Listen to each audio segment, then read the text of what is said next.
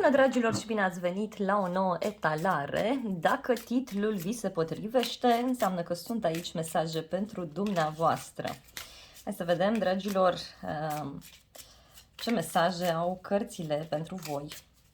Să vă rog să luați de aici doar mesajele care se potrivesc cu situația dumneavoastră. Și deja s-au întors două cărți, dragilor. Bun, aici văd că aveți un foarte mare noroc printr-o prietenă, da? Văd că pentru doamne și domnișoare sunteți într-o perioadă în care doriți foarte mult să vă simțiți bine, să faceți tot ceea ce vă face plăcere.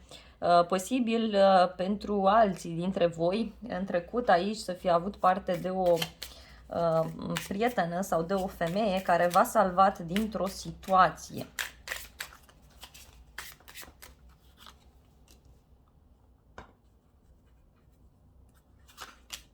O situație oficială, ca să spun așa. O persoană care v-a ajutat aici cu niște acte sau cu ceva de genul acesta.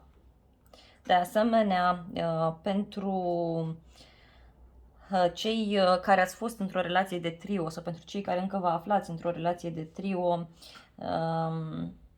văd aici că această persoană, să știți că vizează mai multe persoane sau are două femei care sunt importante pentru el. Dacă e vorba de un bărbat, dacă voi sunteți bărbat, e ca și cum aveți aici un mare noroc prin două femei.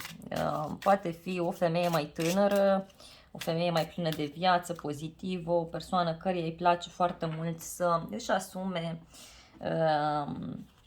viața, în general vorbind. Este o persoană foarte comunicativă, iarăși din ce văd eu aici. Mergem mai departe.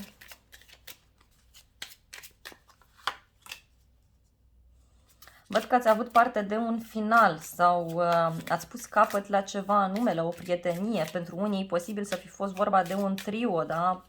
O persoană apropiată vouă, mai ales dacă sunteți femeie, care v-a trădat, care v-a mințit. Unii posibil să fi suferit o pierdere recent sau să suferiți o pierdere în următoarea perioadă, știu eu.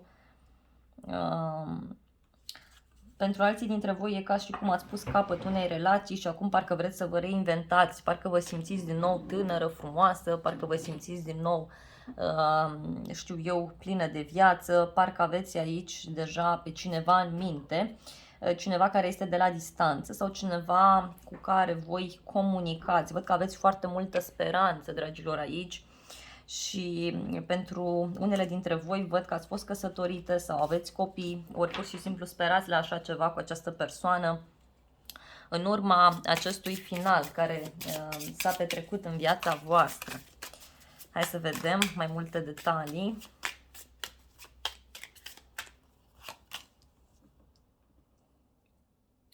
E o persoană aici care văd că vă urmărește de la distanță, o persoană care este cu ochii pe voi. Unii posibil să fi pus capăt la anumite lucruri uzuale, eu știu, o prietenie din viața de zi cu zi, sau mai bine spus o aparentă prietenie, ca în momentul de față văd că priviți așa spre zări îndepărtate. Unii posibil să aveți parte de un copil care vă ajută foarte mult, care este ca un prieten bun pentru voi, iar alții posibil, nu știu, să vă simțiți așa blocați atunci când vine vorba de revederea cu un copil, parcă vă este dor aici de cineva. Alții planificați poate un copil, dar să știți că e cu noroc dacă e și planificați, adică aveți șanse.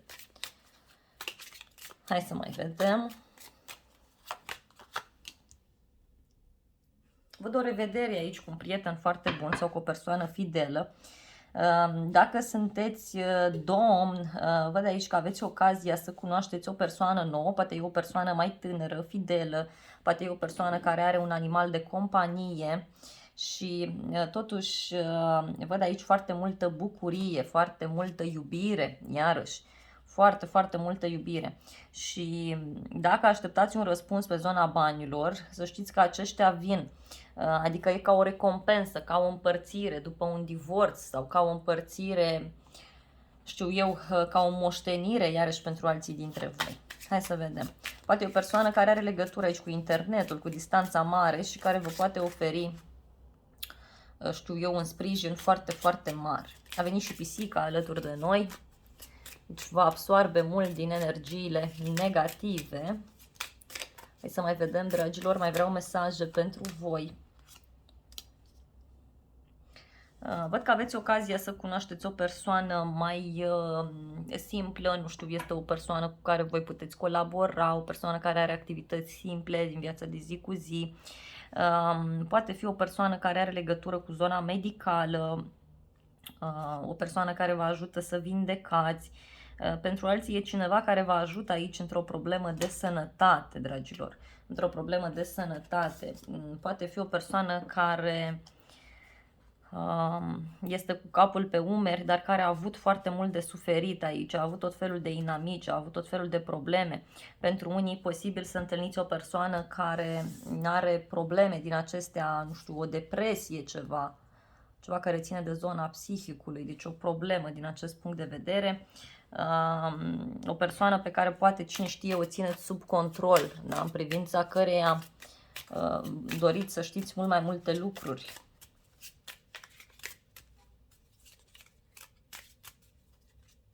Mai vreau detalii despre această persoană.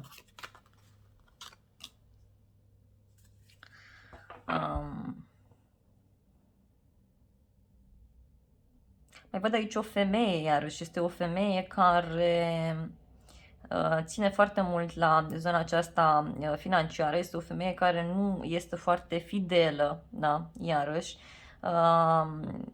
Pentru alții dintre voi, mai ales dacă sunteți femei, e ca și cum v-ați întors cu spatele la prieteni, v-ați întors, sau mă rog, aparenți prieteni pentru unii, v-ați întors cu spatele la niște falsități, la niște minciuni pe care le-ați primit și acum în sfârșit parcă vreți să vă vedeți de viața voastră. Vreți să analizați lucrurile mai practic, mai pragmatic, vreți să vedeți exact ce vă poate aduce această relație sau aceste noutăți care apar în viața voastră. Hai să vedem mai departe.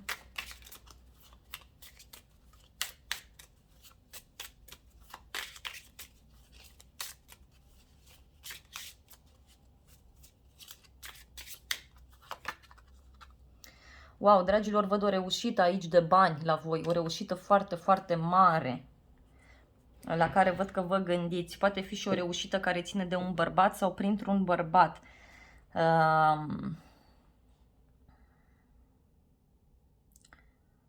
Posibil unii să stați așa sub supraveghere în privința unor răspunsuri pe care le așteptați de pe zona banilor și care să știți că vor veni cam într-o carte, adică o zi, o săptămână, o lună din momentul în care vizionați această filmare.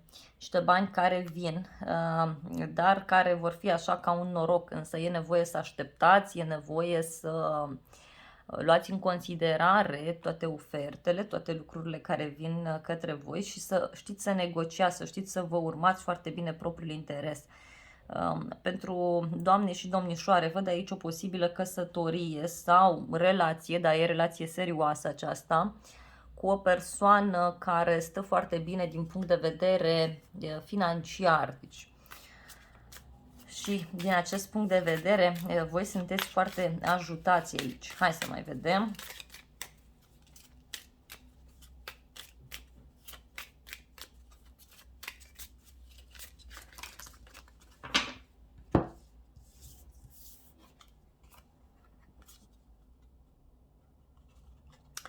Dar, dragilor, mai am niște mesaje suplimentare pentru voi, care îmi spun despre faptul că aici posibil ca, nu știu, să aveți parte de o persoană, poate e o persoană mai în vârstă, o persoană care a pierdut pe cineva, poate, nu știu, a avut o încheiere de relație destul de urâtă, este o persoană care totuși este geloasă, o persoană care, să știți că, nu știu, e ca și cum folosește femeia pe post de servitoare, cum s-ar spune, adică e cineva care are foarte mari probleme, cineva care tânjește, mai văd aici, posibil să se întoarcă o persoană din trecut, care v-a umilit, o persoană care nu s-a comportat frumos cu voi, care a fost geloasă din orice, care v-a pus tot felul de piedici, și o persoană care pur și simplu nu mai are acces la voi, pur și simplu nu mai poate ajunge, e ca și cum s-a rupt o legătură de tot, de absolut de tot între voi.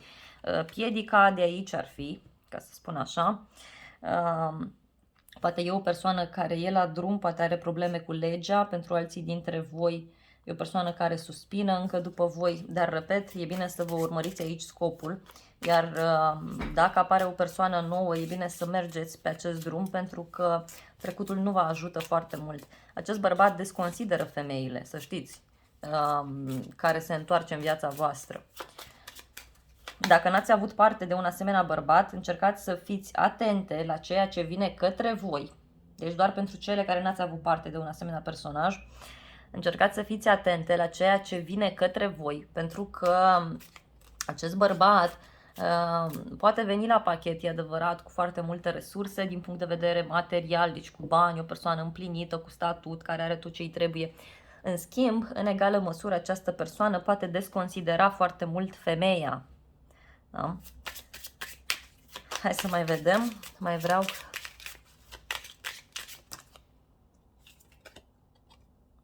Iarăși, bani. Deci banii vin către voi, indiferent de situația în care vă aflați.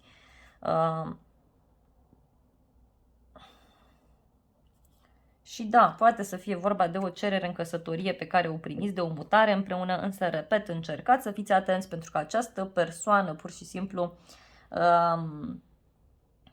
ori o să aibă tendința să vă folosească, să-l ajutați, da, în această, nu știu, în această situație, ori are multe pământuri, multe case, sau, eu știu, are mult teren sau are multe lucruri din punct de vedere financiar și o să vă ceară ajutorul, dar nu o să vă aprecieze la adevărata valoare, da, iarăși. Deci încercați să fiți atente din acest punct de vedere. Este o persoană din societatea înaltă, să știți, adică nu e o persoană de aici de acolo, dar vedeți că este și o inamică la orizont. O inamică la orizont și care parcă așteaptă acolo, da, să mai ofere un mesaj, să mai vorbească.